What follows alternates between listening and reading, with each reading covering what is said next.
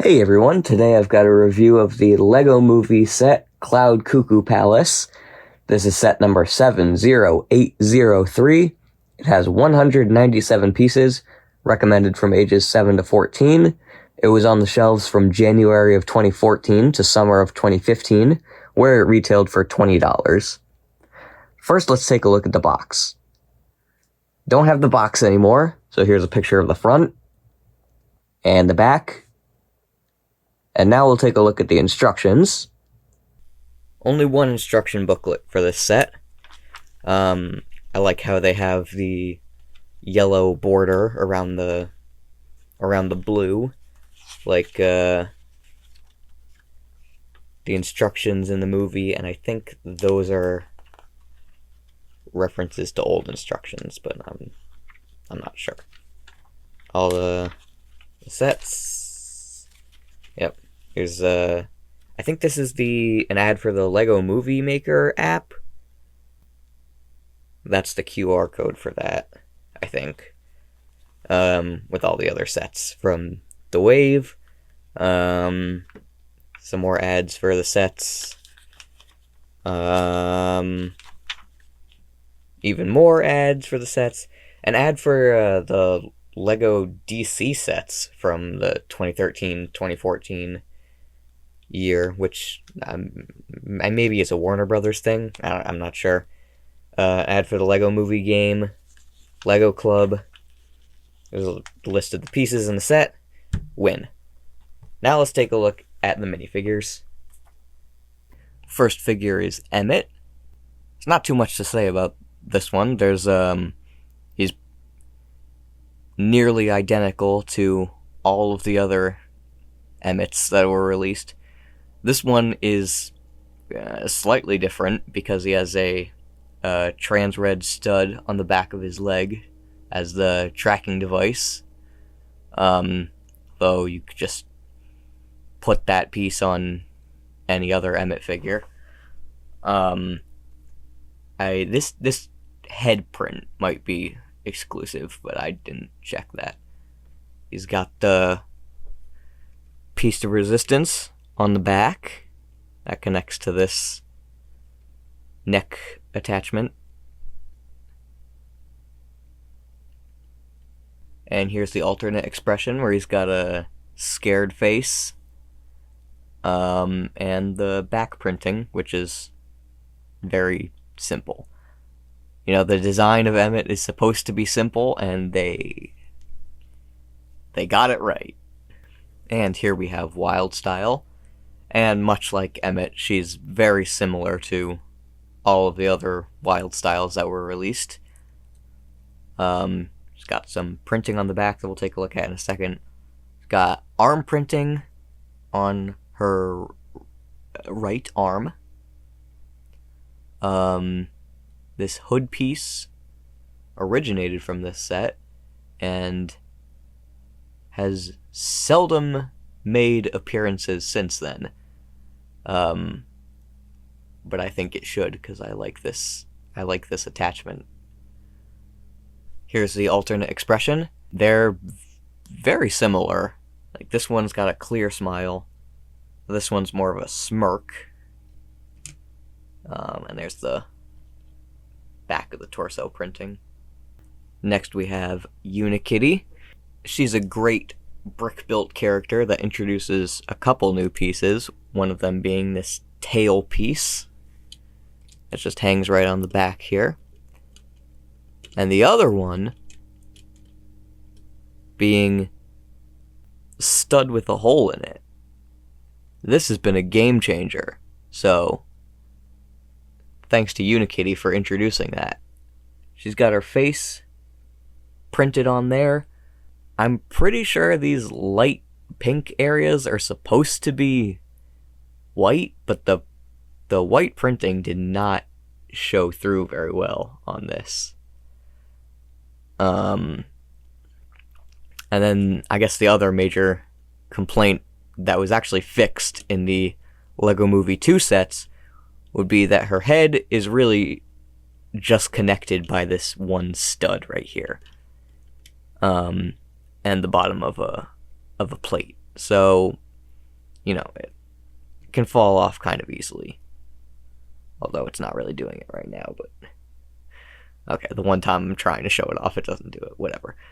But for the very first Unikitty, based on the movie, which is exactly this, I think, it's perfect. And here we have Executron. A simple figure, but I really like the versatility of it, because you have this suit, which that's a classic black and white suit. And then also just like some, good hairpiece. It comes with a pair of handcuffs that you can attach to the arms. No printing on the back of the head or the torso. And here we have the snail. Another brick-built character, and I love the way this one is done. Obvious ones out of the way are the antennas for the, or the levers, I guess, for the, ear things? Eyes? I guess they would be eyes on an actual snail, but then these are eyes. I'm not going to overthink that. And then this shell is built with this really cool technique where there's a 1x2 clip holding this bar in place here so that you can put these dish pieces on there and they fit perfectly into place. It's perfectly aligned. And then you just take this top part and cover it up. And there's the snail. It's very cool. Love the snail. So the first side build of this set is this little cloud catapult launcher thing. All the set has a kind of build style like this with these bumpy cloud shapes. But I think it's especially apparent here. The set actually has two of these little flower things, but I have no idea where the other one is. But the idea is that you kind of stick it into this part, and then you can just kind of, whoops, okay, that sucked, hold on. Okay, well, maybe they don't fly as well as I had hoped, but, nope. Ugh. Okay, hold on. Seriously, we're gonna get this. That's not bad. So, yeah, I mean, it's a little tricky, but it does kind of work. So, yeah, I mean, that's that. And then here's the Cloud Cuckoo Palace. As a palace, I don't know about it. I mean, you have these little platforms here that are like, it's kind of like the floor, and then this top floor over here. But it feels kind of just like